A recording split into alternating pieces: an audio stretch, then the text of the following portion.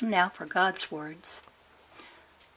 Though I scatter my seeds of light throughout my garden of space, I determine which shall grow to be a star, and which shall represent my image. Through all my seeds of light of me, each brings about a pattern, individual in destiny of my doing. Though in the scattering of my seeds some may fall on barren soil, the segregation is within the knowing which shall bear fruit.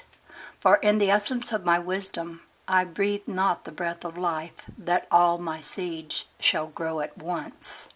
Rather do I select them, that I may express myself each moment throughout eternal time. And though my seeds are pure in light and love of me, I know all shall not grow to bring about the fruit in perfection. For unto each seed I rendered individuality and right to choose. O man, O mortal man, my oneness I bring about in individuality, that I may scatter my parts and express myself. Through all things I have created in balanced opposites. I remain the centering separator.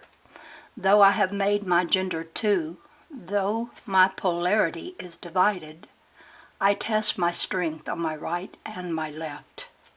Though man has chosen to further separate my expression of love, though man has chosen to divide the roads to me, though man has brought self-interest into my expression, I still maintain the balance, centering my interchange of powers. If one should sit on my right hand in the love of me, I shall balance that love upon my left hand in equality. I cast out barrier to face the beings of you, that I may temper all my parts. Though I have given all alike from thought of me, many cannot reach the door that guides their destiny to paths unfurled in light. And though they lose their way in darkness, seeking, I retrieve the whole and cast my mold again, never losing any single portion. For I am soul of thee, O man, and light and darkness too. And though my light of right extends throughout all eternity, I back the light with darkness, that recognition may be yours. Energy and matter are opposite poles of the same thing. Matter can be converted into energy, but always with mass loss. Energy, in being converted to matter, will always register a gain. The fact that all celestial bodies are conversions to matter of energy in solution in space is evidenced by their different densities. Scientists have assumed that if a rocket could be propelled outside of the Earth's gravity, it would coast on its momentum indefinitely. This is based on the assumption that space is void. If space were void, no system would hold its bodies relative to each other in their orbits. The time field of the Sun establishes a zero field of time relative to the planet's opposition of hemispherical polarities. The opposition of the Earth's polarities relative to the energy charge of its mass is what establishes its position in the solar system. A small planet can be of greater density than a larger one. Its composition of the elements may be such, however, that its charge relative to its mass may be less. The time field of the Earth is at the magnetic equator. At the Earth's surface, it is narrowed down to about the thickness of a razor blade. Surface land is of greater magnetic potential than the oceans. The Earth's magnetic equator, therefore, will be inclined to veer toward the major land masses. This wave of the magnetic equator stabilizes as it recedes from the surface. The angle of divergence is about 5 degrees of arc, making a V-shape cross-section as it gains altitude from the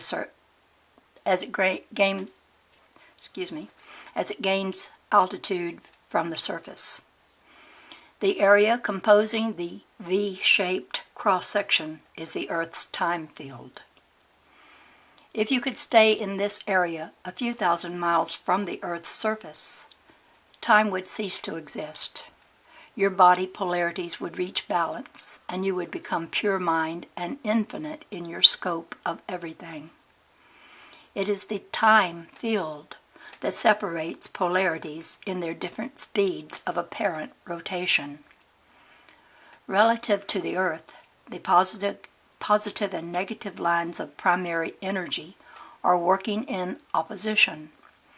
The negative lines of force are causing the Earth to rotate, while the positive lines of force are trying to stop it from rotating. The speed of the Earth's rotation is the result of the differential between the speed of the positive lines of force and the speed of the negative lines of force relative to the charge of the Earth's mass. The positive and negative lines of force fill space with matter in solution. Being in solution, it must be termed energy because it is not condensed by polarity predominance. The time field ends at the outer limit of the Earth's force field. If it were possible to alter the time field by changing it relative to the Earth's magnetic equator, we could direct the planet's course out of the solar system or cause it to assume another orbit elsewhere in the system. The spacecraft are controlled in their travel by oscillating the time field with thought force, causing the positive and negative fields to move the ship's mass relative to the direction of the lines of primary energy. Earth scientists do not understand negative electrical currents or fields. As the positive lines of force manifest results through conductors, the negative currents and fields can only be activated through non-conductors. The only true insulation that will separate the opposite polarities of fields is time. The Earth's people only register time because the planet rotates and orbits. They assume that time goes by. Time is infinite, and all that people on a planet can register is the revolving planet passing through time. The people are in motion on the planet, so they assume that time is in motion. Actually, they are moving through time with no visible means of registering the stillness of time. If time ever moves, it will cause everything in the universe to collide, and all condensed energy or matter would go back into solution in space. When the scientists try to push a rocket through space by brute force, instead of going with the currents of primary energy carrying matter in solution in space, they will discover that matter in solution, energy, or space, is anything but void. The speed of light, established at 186,000 miles per second, is not its speed. It is the speed of the positive A lines of force that extend throughout space. The speed of the negative B lines of force at 90 degrees to the positive lines is 202,000 miles per second. The speed of magnetism is the combined speeds of the positive and negative lines of force, or 388,000 miles per second. The difference between the positive and negative lines of force is 16,000 miles per second. The spacecraft use their differential to cycle or phase their power. This accounts for their appearance of skipping. Their ships are caused to attract or repel the lines of force which are at right angles to their direction of travel. The spacecraft can move through our dense lower atmosphere at many thousands of miles per hour because they bring their own space with them. The force field around each ship does not allow our air to enter the field. Consequently, the ship does not get hot by friction. The ship, inside of its own force field, is protected by the field from debris in space, from air in density, and from sound shock waves. As no sound can penetrate through the field, they travel silently through our skies, except at very slow speeds or when hovering. They transmit a humming, throbbing tone.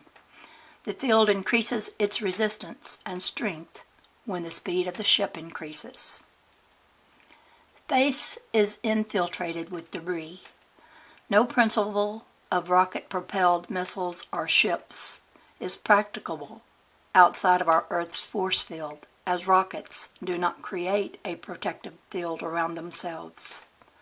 Some of the debris, from the size of grains of rice to rocks larger than buildings, are traveling at speeds of hundreds of miles per second. Our planet operates in a self-generated magnetic field. Meteorites do not burn out in our atmosphere because they encounter oxygen.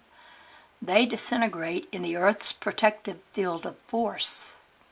If the meteorite is negatively charged, it disintegrates in the positively charged strata of the force field. Our spacecraft, the Earth, operates in a field vortex of the Sun. The Earth is a combination battery, generator, and motor. Our atmosphere serves as a brush, a field, and a bearing. Our heat comes from our dense surface atmosphere.